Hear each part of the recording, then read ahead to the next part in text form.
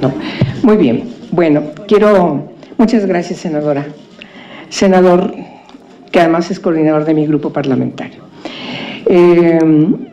Pues muchas gracias por tu intervención que introduce este conversatorio y por supuesto un saludo afectuoso que nos acompaña la presidenta de la Comisión de Igualdad de Género en la Cámara de Diputados, la diputada Malú Micher, y Dafne Cuevas, que forma parte de varias organizaciones. Ella tiene una experiencia enorme, entonces creo que es muy importante que nos acompañe en este conversatorio. Dafne Cuevas.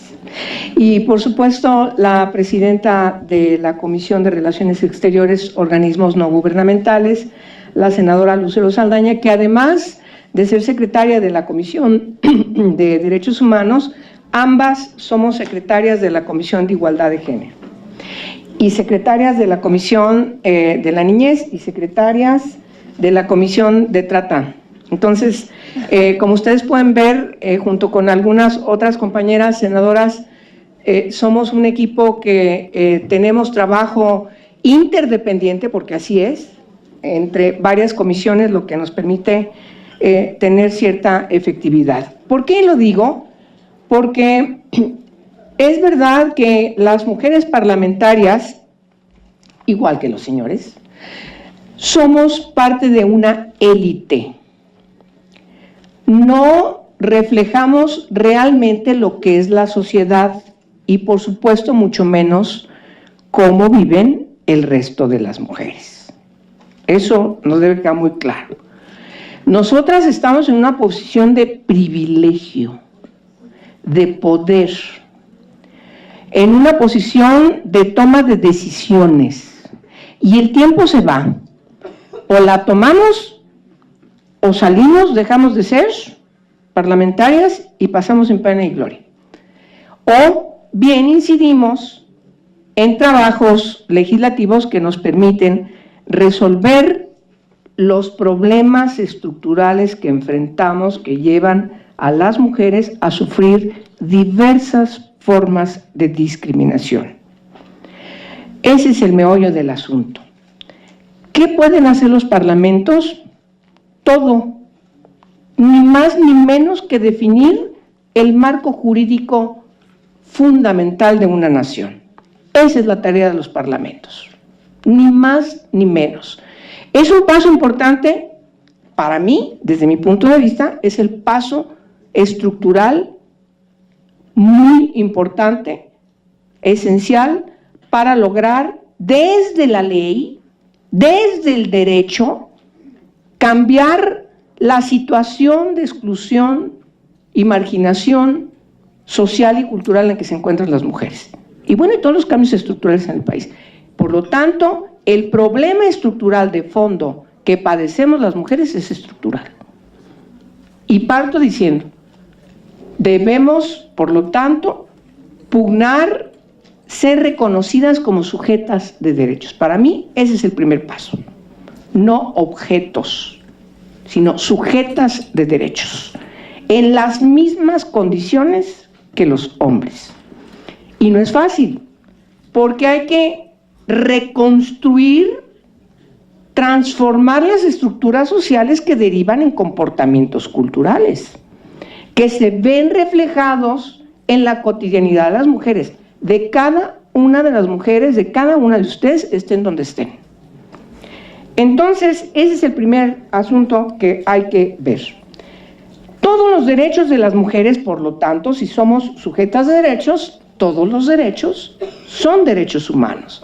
Ese es el gran paradigma que surge a partir de que las mujeres se organizan en el mundo y empiezan a plantear distintas propuestas, planes, etcétera, etcétera, etcétera, en reuniones mundiales, porque la unión hace la fuerza.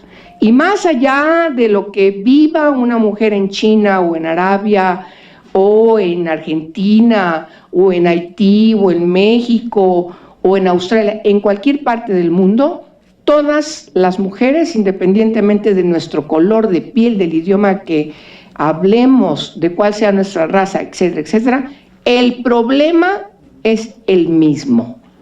Somos mujeres. Y el ser mujeres nos ha llevado durante siglos y siglos y siglos a estar marginadas, excluidas al ámbito privado y doméstico, simplemente por una sola diferencia respecto de los hombres, una diferencia biológica, que tenemos aparato reproductor. Y entonces, como tenemos aparato reproductor, nos embarazamos, parimos, lactamos, nos volvemos a embarazar y así por la eternidad hasta que se termina ese ciclo. Entonces ya la mujer deja de servir. Bueno, en fin, esa es una de las cuestiones que tenemos que deconstruir, pero así ha sido. Entonces, erradicar todas estas formas de discriminación que derivan de ser mujeres, por supuesto que ha llevado al derecho internacional a definir distinta legislación a nivel internacional, tratados internacionales, que los estados, cada uno de los estados del mundo, las asigna, las hace suya para incorporarnos a esta dinámica que hemos impulsado para que efectivamente las mujeres resolvamos cada una de las distintas formas que nos mantienen en discriminación, erradicarlas. Eso quiere decir entrar a la raíz del problema. Bien, ahora, ¿qué puede hacer? La gran pregunta, ¿qué pueden hacer los parlamentos? Cambiar la Constitución, en primerísimo lugar. Quitarle esta visión, este enfoque, donde efectivamente el lenguaje genérico masculino lleva a que las mujeres no existíamos en la Constitución. Y aquel alegato que se dio en el Congreso de la Unión, en particular en la Cámara de Diputados, cuando se estaba discutiendo las reformas para incorporar a las mujeres en su derecho, reconocerles su derecho a votar y a ser votadas, había legisladores que decían, pero si ya las mujeres ya están incluidas en la Constitución, ya pueden votar, porque dicen los ciudadanos. No, los ciudadanos siguen excluyendo a las ciudadanas.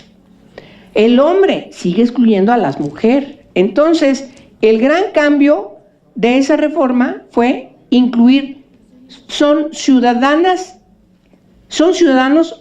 las mujeres y los hombres. O sea, agregar mujeres tuvo mucho que ver.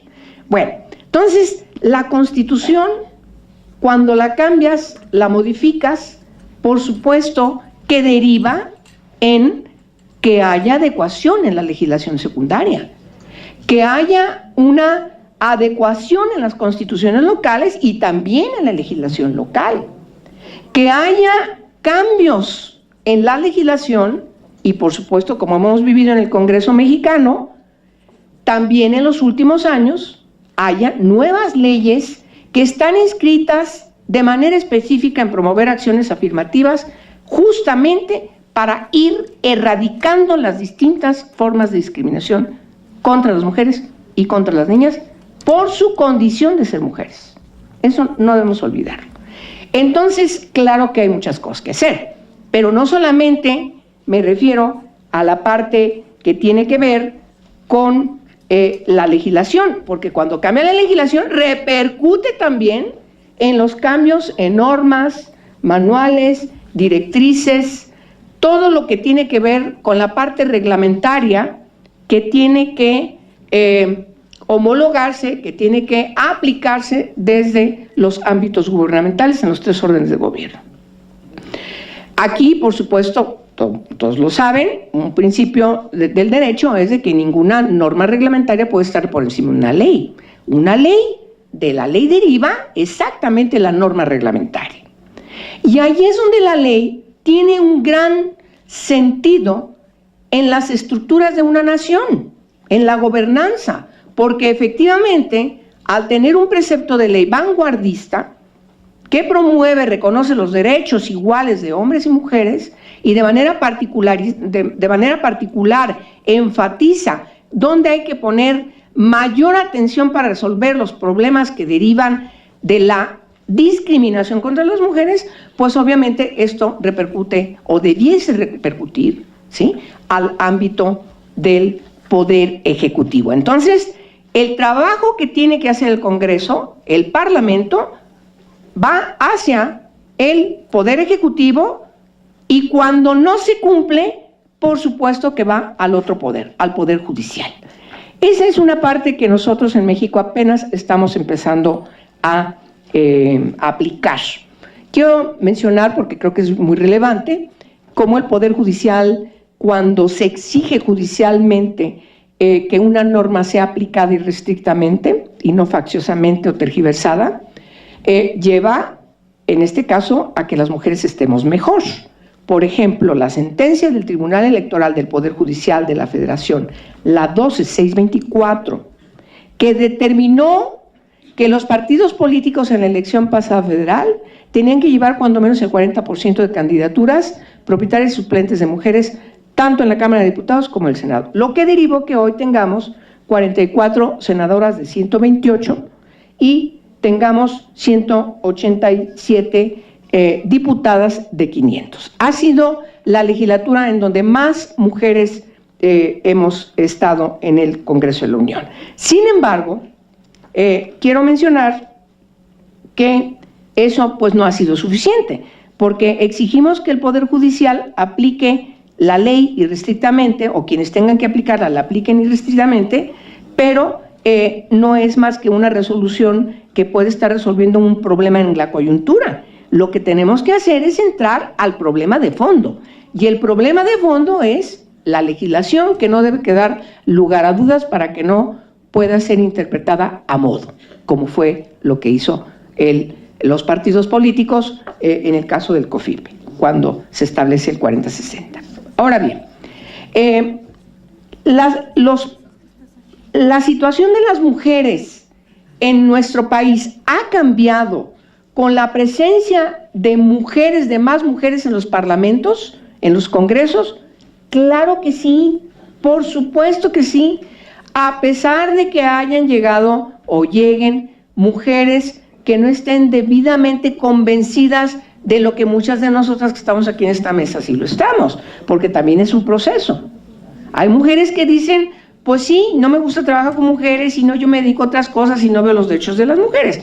Pero tarde que temprano, como las que sí estamos convencidas, nos convertimos en un motor, la verdad, en poco a poco se empiezan a ver las grandes virtudes. Bueno, eso dijo Malú, ¿eh? Sí, a veces nos alucinan. Sí, pero bueno, pero luego van y entonces pues también la política tiene que servir para eso, para convencer, para llegar, decir, a ver, tú estás hasta aquí, a ver, ¿qué necesitamos explicarte? ¿Qué necesitamos conocer? ¿Qué necesitamos platicar? En fin, para que este proceso vaya hacia adelante. Lo mismo no pasa con los hombres. Pensar que todos los hombres son machos es mentira. Pensar que todos los hombres se oponen a que las mujeres avancemos es mentira.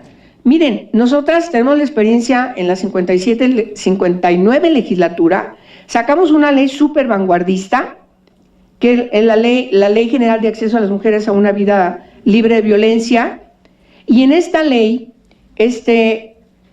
éramos realmente como menos del 20% de mujeres, y la sacamos prácticamente por unanimidad en la Cámara de Diputados. Y aquí en el Senado, solamente un senador, porque no entendía muy bien, no porque estuviera en contra, votó en contra.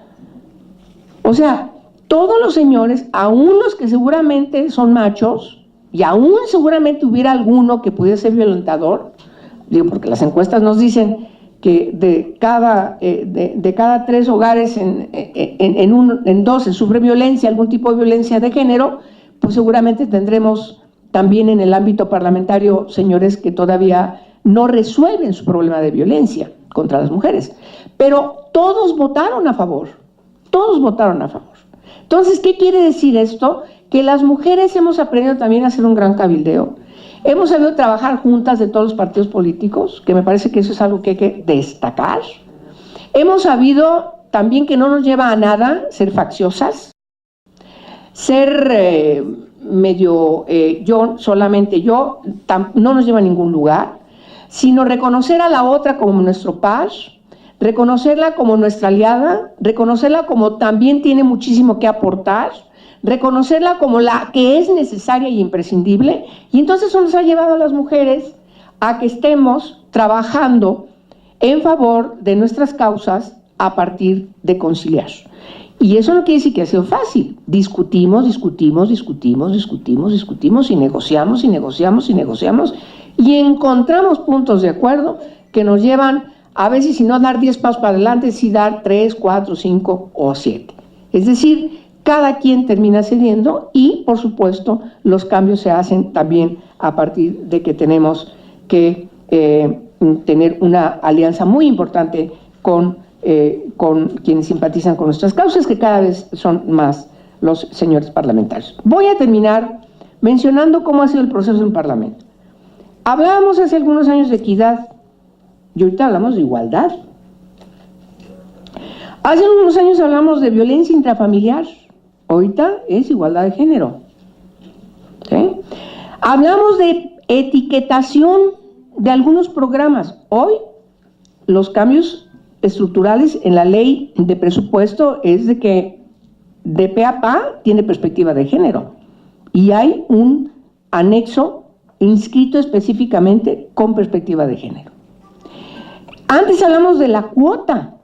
Hoy aquí en el Senado, hace algunas semanas, aprobamos incorporar la paridad fundada en la igualdad sustantiva en el artículo 41 constitucional, para que los partidos políticos se obliguen a tener candidaturas 50-50 con mujeres y hombres, en el caso de las mujeres, propietarias y suplentes mujeres.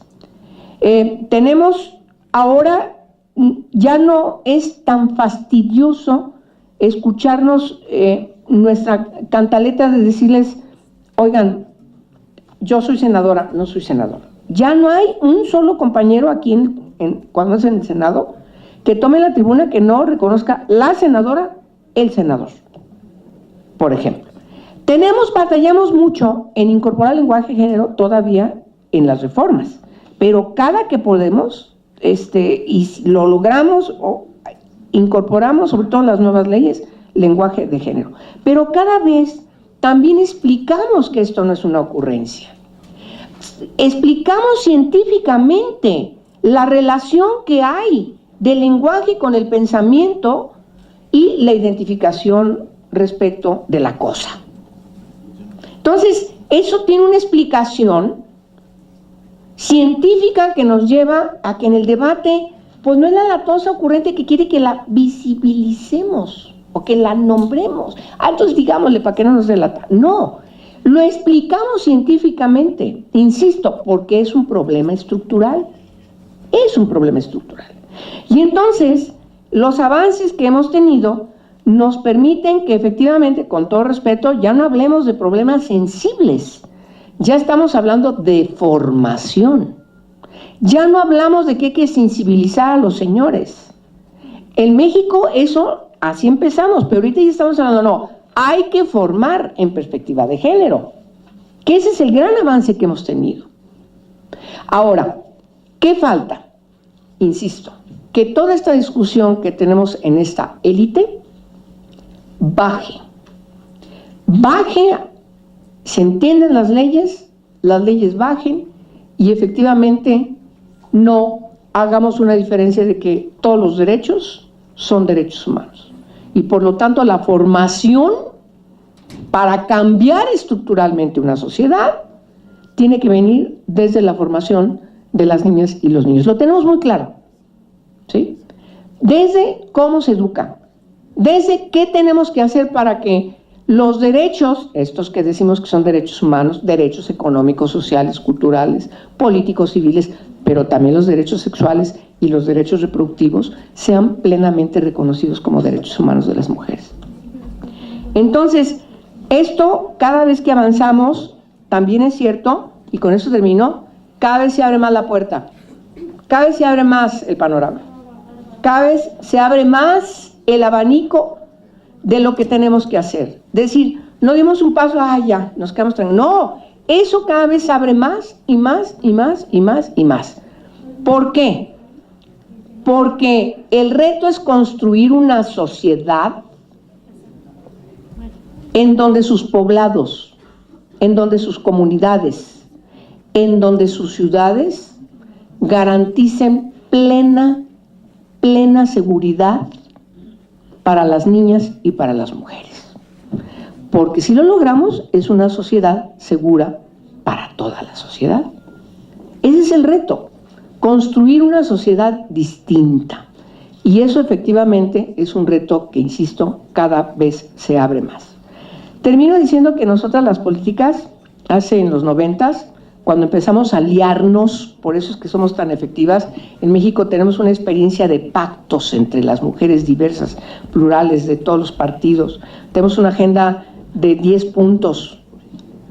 Nos ponemos de acuerdo y coincidimos en 5. 5 nos dividen, no los tocamos. Estos nos unen y entonces nos dedicamos a esos 5.